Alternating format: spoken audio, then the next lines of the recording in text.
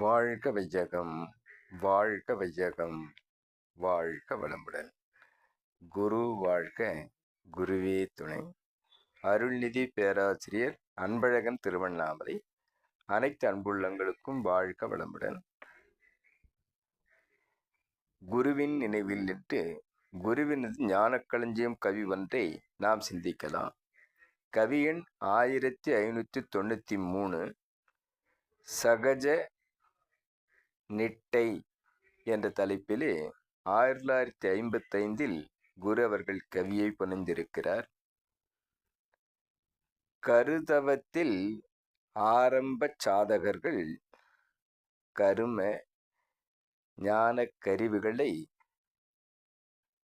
இயக்கும் போதும் புருவ மத்தி நினைவோடு இருத்தல் வேண்டும். புலன்கள் தம்மை இம்முறையில் பழக்கிவிட்டால் அருவநிலை பூரணத்தால் நான் ஒன்றென்றும் அநேக உருவங்களாய் நான் பலவே என்றும் ஒருமை தத்துவம் உணரும் ஆற்றலோடு உடலிலே சுழல்கின்ற இரத்தம் சுத்தமாகும். வாழ்க வளமுடன். கருத்தவத்தால் ஆரம்ப சாதகர்கள் இறை இணைவு பெற்ற எந்த தவத்தை நாம் செய்ய சென்றாலும் எப்போதும் நமக்கு கர்மேந்திரியம் 5, ஞானேந்திரியம் 5 இவைகளை இயக்கும் போதும் கூட புருவ மையத்தில் நினைவோடு இருத்தல் வேண்டும்.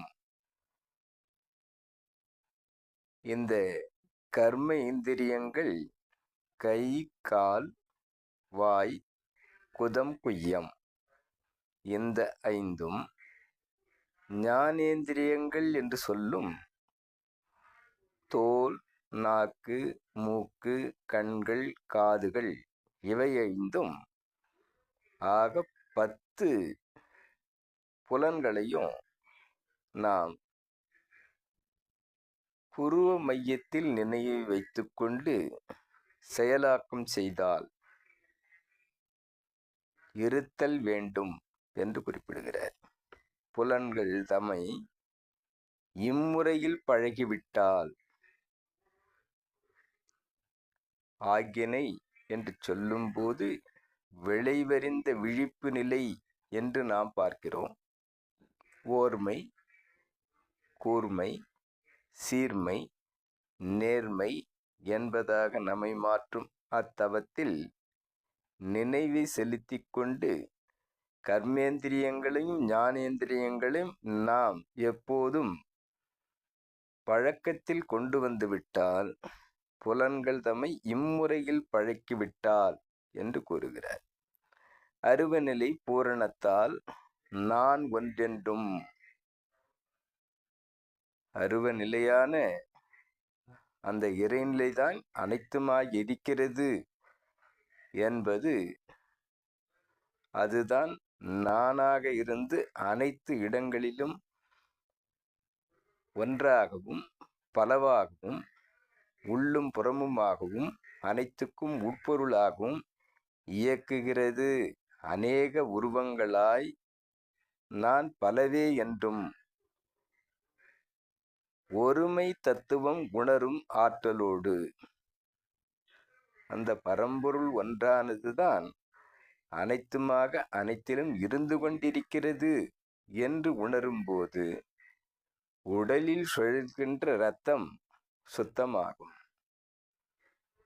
நம்மை இயக்கிக் கொண்டிருப்பதற்கு முழு முதலாக இருப்பது இரத்த தூய்மை இருந்தால் நாம் தூய்மை அடைகிறோம் என்ற அளவிலே இந்த இரத்தமே இறைத்தன்மையாக மாறுவதாக நம்மை மாற்றும்போது நாம் எப்போதும் சகஜ நிஷ்டை என்று கூறுகிறார்.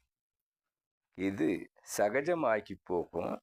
எப்போதும் நாம் தவத்தில் இருப்பதாகவும் இறைவனோடு இணைந்து இருப்பதாகவும் நம்மை மாற்றக்கூடியதாக அது அமைந்து போகும். அவ்வாறு அமைந்துவிட்டால் இறைவன் வேறு நாம் வேறா? இல்லை, அந்த இறைவனேதான் நாமாகவும் இருக்கிறோம் என்று நம்மை மாற்றிக்கொள்ளும் போது இது சகஜமாகி போகும். அவ்வாறு சகஜமாகி போகும்போது அந்த இறைத்தன்மை நம்மை விட்டு எப்போதும் விலகாது. அந்த தூய்மையான இறைவனாகவே நம்மை மாற்றுவதாக இது அமைந்து போகும். நிட்டை என்று சொன்னால் விழிப்பு நிலையில் சகஜ நிலை, உறக்க நிலையில் தவநிலை, இவ்வாறு இருப்பு நிலையாக இருக்கக்கூடிய அந்த இறை தன்மையாகவே அனைத்து புலன்களையும் நாம் மாற்றிக்கொள்கிறோம். நம்முடைய இரத்தமே இறை தன்மையாக மாறிப்போகும். அவ்வாறு மாறும்போது இறைவனில் பேதமில்லை, இறைவனில் துன்பமில்லை, இறைவனில் எங்கெங்கும் இன்பம்தான் இருக்கிறது. நாமே இன்பமாக மாறுவதாக இந்த சகஜ நிஷ்டை என்ற இந்த தலைப்பு நமக்கு குரு வழங்குகிறார். எப்போதும் புலன்களை, கர்மேந்திரியங்களும் ஞானேந்திரியங்களையும் ஆக்கினையிலேயே பழக வேண்டும் என்பதை கூறி, இந்த நிலை நமக்கு வந்துவிட்டால், புலன்கள் தம்மை இயக்கும் முறை பழகிவிட்டால், நமக்கு அருவநிலை பூரணத்தால் அந்த முழுமுதற் பொருளாக இருக்கக்கூடிய ஊனக்கண்ணுக்கு அகப்படாத ஞானக்கண்ணில் உணர்வாக பெறும் அந்த அநேக உருவங்களாக வந்த நானும் அனைத்தும் அந்த இறைத்தன்மையேதான் என்று நாம் உணரும் அந்த தத்துவ பொருளான ஓர்மை நிலை, ஒன்றே பலவான அந்த உணரும் நிலை நம்மோடு கலந்துவிட்ட அந்த ஆற்றலோடு உடலில் சுழல்கின்ற ரத்தம் கூட சுத்தமாகும், அந்த இறைத்தன்மை பெறும். அவ்வாறு பெற்றபோது நாம் எப்போதும் பேரானந்தம், பேரின்பக் களிப்பு என்று நம்மை மாற்றிக்கொண்டு அனைவரையும் மாற்றி செல்லும் போது இந்த சகஜ நிஷ்டை என்று சொல்லக்கூடிய இதெல்லாம் சகஜமப்பா என்பதாக இயல்பாகி போகும் என்பதை குரு அவர்கள் நமக்கு விளக்கி நம்மை இறை நோக்கி பயணிக்க, நம்மை எப்போதும் இன்பத்தில் ஆழ்த்த குரு காட்டும் இப்பாதையில் செல்வோம். நாமும் நம் அன்பு குடும்பமும் என்னாலும் வெற்றி மனமகிழ்ச்சி கொள்வோம் என்று சொல்லி இச்சிந்தனையை இந்த அளவிலே நிறைவு செய்கிறேன். என்னுள் விளக்கத்தை ஏற்படுத்திய இறைநிலைக்கும், கவிதந்து நம்மை அழைத்து செல்லும் நமது குருவுக்கும், இதுகாரும் செவிமடுத்த அனைத்து அன்பு உள்ளங்களுக்கும் நன்றி, நன்றி, நன்றி. வாழ்க வளமுடன் என வாழ்த்தி நிறைவு செய்கிறேன். வாழ்க வளமுடன்.